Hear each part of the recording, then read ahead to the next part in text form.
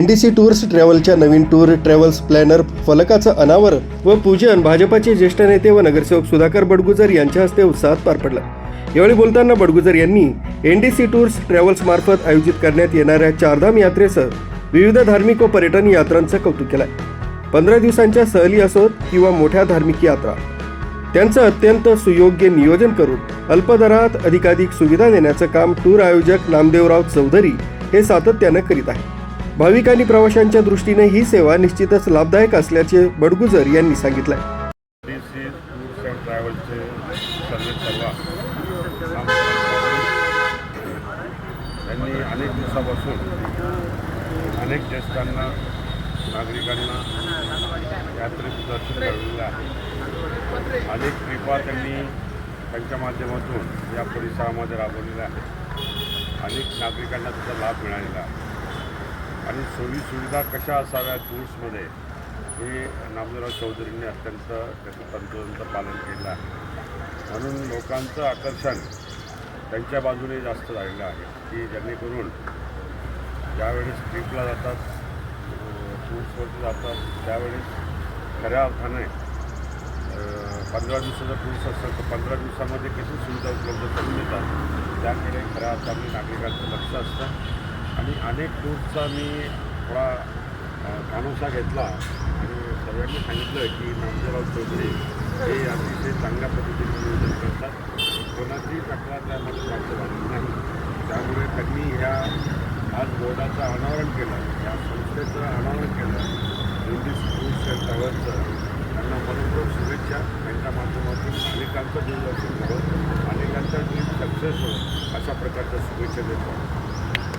जास्तीत जास्त भाविकांनी तसंच नागरिकांनी या सुविधांचा लाभ घ्यावा असं आवाहनही त्यांनी यावेळी केलंय। या कार्यक्रमास वसंत शिंपी, सुधीर देशमुख, धनसिंग पाटील, वसंत चौधरी, रामदास वाडेकर, रमेश चव्हाण, विष्णू भुरे, बापू बोरसे, रमेश राऊत, नानासाहेब निकम, श्रावण पवार, पोपटराव सहाने, शिवाजी सोनगिरे, रमेश दुसाने, गोपीनाथ सोनवणे, रमेश कनोजिया, शरद पाटील, हरिभाऊ आढाव आदी मान्यवर उपस्थित होते। नमस्कार मित्रांनो, मी Namdevrao Chaudhari, NDC tour and travel प्लॅनरचे आयोजक।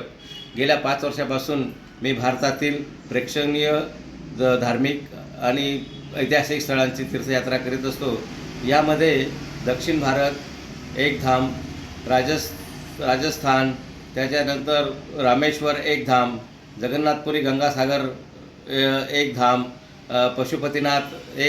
पशुपतीनाथ नेपाळ, काशी गया प्रयाग आणि केदारनाथ बद्रीनाथ यांची एक धाम, या सर्व तीर्थयात्रा स्थळांची मी आतापर्यंत जवळजवळ 15 ते 20 यात्रा केलेल्या आहेत। यामध्ये भाविकांसाठी सुखसोयीसाठी जे माझे प्रमुख वैशिष्ट्य आहे त्या वैशिष्ट्यामध्ये मी 10 लाखाचा प्रवासी विमा, राहण्यासाठी उत्तम व्यवस्था हॉटेलमध्ये करतो। यामध्ये एका रूममध्ये 4 व्यक्ती, तसेच किंवा ज्यांना स्वतंत्र रूम पाहिजे असेल तर त्यांना आपण स्वतंत्र रूमची व्यवस्था करतो, त्याचा काही चार्ज वगैरे नसतोय। आणि दुसरे म्हटले, दर दिवशी जेवणामध्ये आपण सकाळी चहा नाश्ता, 2 वेळा शाकाहारी शुद्ध शाकाहारी जेवण, माझ्यासोबत माझे किचन स्टॉप असतो, 5 लोकांचा किचन स्टॉप असतो।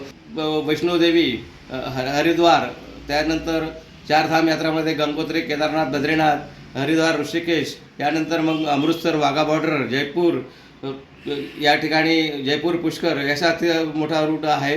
जवळजवळ यामध्ये पॅकेज 36,000चा आहे, तर तो जवळजवळ 25 दिवसाचा प्रवास आहे।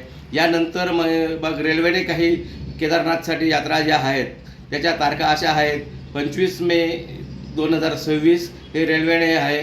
त्याच्यामध्ये रेल्वेच्या प्रवासामध्ये स्लीपर कोच,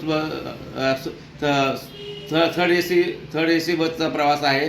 यामध्ये सगळं याच सुविधा सेम राहणार आहेत। आणि हरिद्वारपासून वरती 4 धाम यात्रामध्ये गंगोत्री, यमुनोत्री, केदारनाथ, बद्रीनाथ यामधील जे महत्त्वाचे प्रमुख स्थळं आहेत यांची पण ठिकाणं आहेत। अशा या तीर्थयात्रेसाठी भरभरून लोकांनी मला यश दिलं आहे मागच्या वर्षी। आतासुद्धा या तारखांना 1 मे 2026, 25 मे 2026, 6 जुलै 2026 या यात्रा माझ्या निश्चित झालेल्या आहे।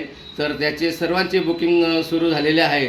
तर भाविकांनी या संधीचा लाभ घ्यावा असे मी भाविकांना विनंती करतो।